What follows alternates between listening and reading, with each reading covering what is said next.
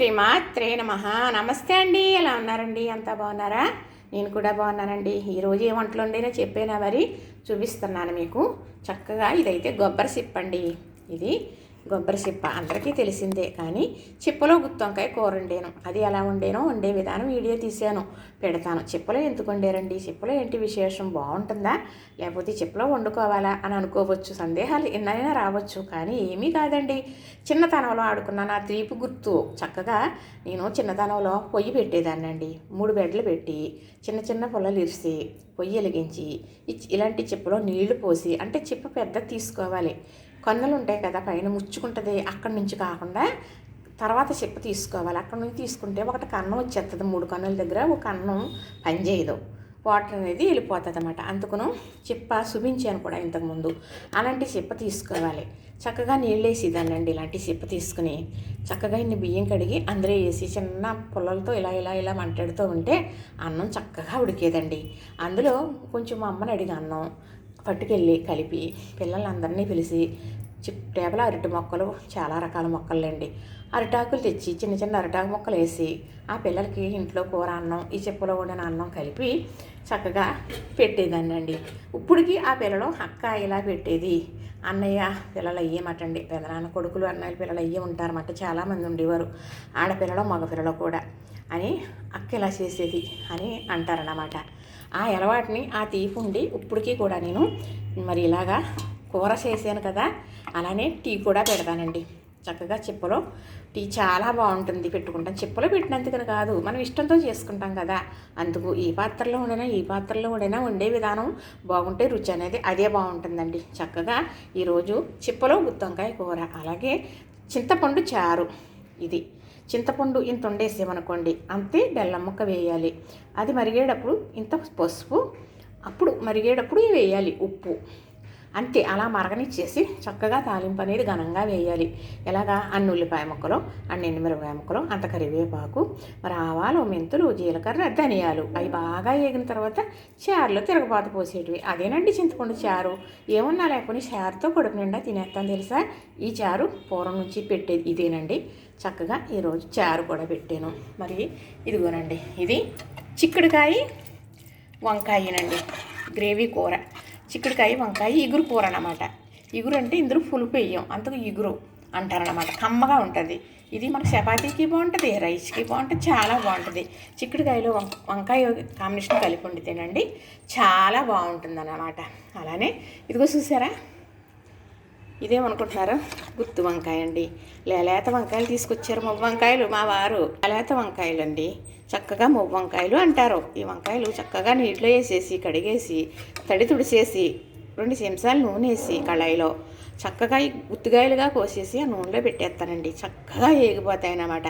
ఆ ఏగిపోయిన తర్వాత నేను ఇలా గ్రేవీ రెడీ చేసుకుని ఆ గ్రేవీలో వేసి ఇలా గుత్తొంకాయ వండుతాను. ఆ గ్రేవీ ఎలాగండి అని అనుకుంటున్నారు కదా, ఏముందండి, ఉల్లిపాయ, పచ్చిమిర్చి, ఒక ఎల్లుల్లిపాయ రెమ్మలో పొయ్యి ముక్కలు కోసేసిన తర్వాత పొయ్యి మీద పెట్టి 2 చెంచాలు నూనె వేసేసి చక్కగా మగ్గిన బాగా ఎర్రగా ఏగిపోవాలి. ఏగిన తర్వాత అందులో మసాలా, కారం, అల్లం, వెల్లుల్లి పొడి ఉన్నా సరే, పేస్ట్ ఉన్నా సరే, అప్పటికప్పుడు పచ్చి అల్లం వెల్లుల్లి ఉన్నా సరే వేసేసుకుని కంత పసుపు, కంత ఉప్పు వేసేసుకుని చక్కగా ఈ ఏగిపోయిన ఉల్లిపాయ, మరి పచ్చిమిర్చి, అల్లం, మనం ఎల్లుల్లిపాయలు వేసాం కదా, ఇవి వేగిపోయిన దాంట్లో ఈ కారం ఇవన్నీ వేసేసి మిక్సీ పట్టేసి అది గ్రేవీ తయారు చేసుకుని కళాయిలో పోసేసుకుని ఆ గ్రేవీ ఉడికేటప్పుడు ఈ గుత్తికాయలు ఏం చేసి వేసేసి అంత చింతపండు నానబెట్టుకున్నది ఇంత రసం, అంతే బెల్లం ముక్క చక్కగా వేసేసి అది కూడా ఇందులో పోసేస్తే కూర ఇలా రెడీ అయిపోద్ది. ఇది చింతపండు పులపేసిన వల్ల అదొక రుచి అండి, చాలా బాగుంటుందండి. రైస్లోకి చాలా బాగుంటుంది.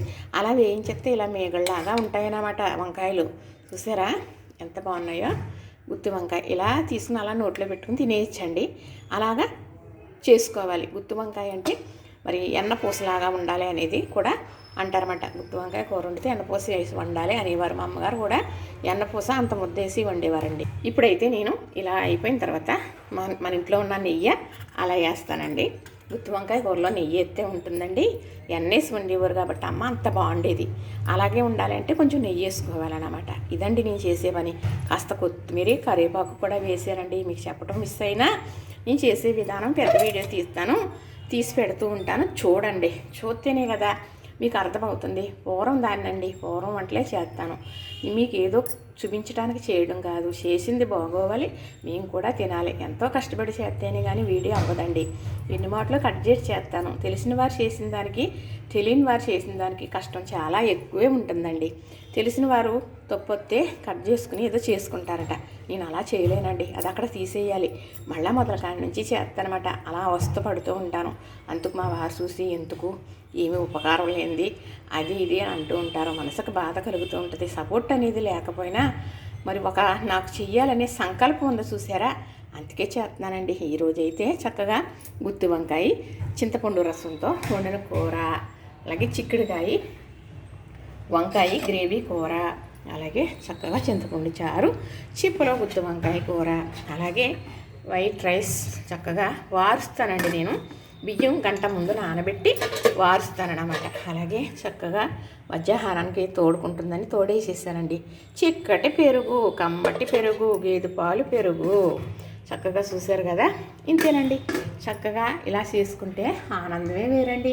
నేను చేసానన్న ఆనందం మీకు చెప్తున్నాను చూసారా, ఆ సంతోషం మరి ఎవ్వరు కూడా తీసుకోలేరండి. చూసారా, నచ్చిందా? లైక్ చేయండి, షేర్ చేయండి, సబ్స్క్రైబ్ కూడా చేయండి. మరి చూసిన వారు సబ్స్క్రైబ్ చేయరేంటండి? మీరు చూసిన ఫలితం ఉండాలి అంటే సబ్స్క్రైబ్ తప్పకుండా చేయాలి. చేస్తారు కదా. లైక్ చేయండి, షేర్ చేయండి, సబ్స్క్రైబ్ కూడా చేయండి. ఎందుకంటే నా వీడియోలు చూస్తున్నారండి, కొంచెం ఎదరికి వెళ్తున్నారు. మరి మన సాంప్రదాయాలు వంటలు మా కోళ్ళమ్మ పెట్టింది ఛానల్లో, అందులో బాగా చూస్తున్నారు. అలాగే నాకు ఇక్కడ మా మేనగాళ్ళు ఉంటుంది, నానమ్మ నానమ్మ అని పంచి ప్రాణాలు ఆ పిల్లకి. ఆ పిల్ల ఆనందాల హరివిల్లు అని పెట్టింది. అది డెవలప్ అవుతుంది నానమ్మ, నువ్వు చేస్తున్నావు కదా అని చాలా సంతోషపడేది. అంటే అందరూ ప్రోత్సహించడానికి బయట వాళ్ళే ఎక్కువలేండి అనేది అందులో కూడా పెడుతున్నానండి. పోనీలే ఆ పిల్ల సంతోషం కోసమన్నా చూస్తారు అని. చూసారా, నచ్చిందా?